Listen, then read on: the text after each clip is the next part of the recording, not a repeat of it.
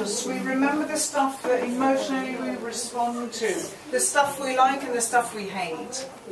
All right? We don't remember the stuff we are indifferent to. That's logical. It's also true in class. What did you do at the weekend? How exciting is that question? It's not, exactly. Students are indifferent to it, so they're not going to remember it. They're not going to remember any language you feed in. So emotional response is also important. I don't recommend you make your students hate your classes. They'll remember you, not the language, believe me. When you think about the teachers that you remember from school, surely it's the ones you loved and the ones you hated. And the ones that were slightly absurd, and the ones that were really cool. But there's some teachers in there you don't remember at all because they were just ones. The weird ones. Yeah, you remember the weird ones. But you best remember the weird and the bad ones, you know. Still. Okay, you remember the weird better than the bad. Good. So make your classes weird, but not bad. Emotional response. And then the fourth thing is, nowadays they're calling it whole body learning, or the learning body. There are two ways to take this. The learning body can either be that we learn through 5 main channels. Through our eyes, which is obviously reading, through our ears, exactly. But it's not exactly the visual. It's not exactly the visual, auditory, kinesthetic. There's kind of 5 processes. You go, yeah, you've got ears. You have to hear a word for language. You have to hear it.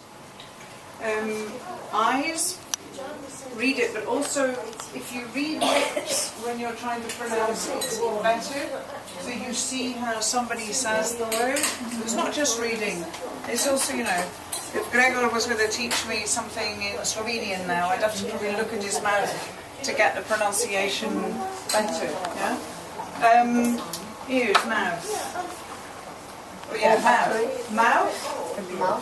When you're speaking, you have to chew the words. Remember yesterday we were doing that? You have to feel it. I mean, Spanish, they've got a r. Right. For me, it's not a problem because I'm Scottish. Can you say r? Aye. That's right. Or in my surname, there's a sound which English struggle with as well. But Cats are good at it. yeah. Thank you, love you too.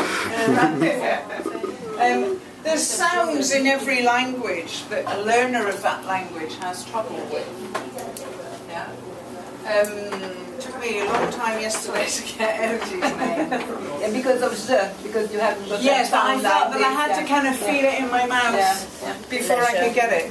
You have to feel it in your mouth. You also have to let your students feel things. You know, the E and the and the or whatever the sound is in English. The T and the D are often different from one language to another. So that's the mouth. So hang on, the eyes, eyes, ears, mouth, hands. Particularly writing, but if you teach very small children, sometimes learning the letters of a new alphabet, it's useful for them to cut out the letters, all that stuff we do with small children.